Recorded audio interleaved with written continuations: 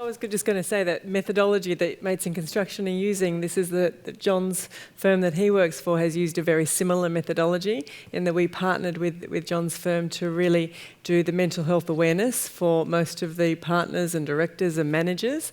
And then we really looked at, well, would somebody go to disclose a mental health issue to a partner or a director or a manager? Maybe, but maybe not. And that's when they really went that next level down and initiated a similar program with wellbeing officers. And I think we trained over 140 wellbeing officers nationally.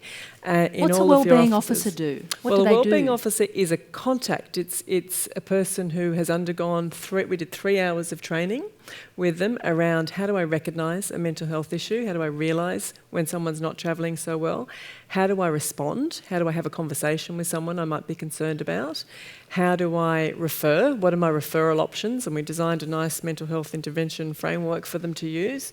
What internal resources do I have? What external resources do I have? And how do I just keep someone on my radar and reconnect with them every now and again to make sure that we've followed up with them? So it's really using that peer-to-peer support model. And if someone's not travelling so well, they can be identified. Your wellbeing officers, their names were published and promoted, so everybody knew who the wellbeing officer was.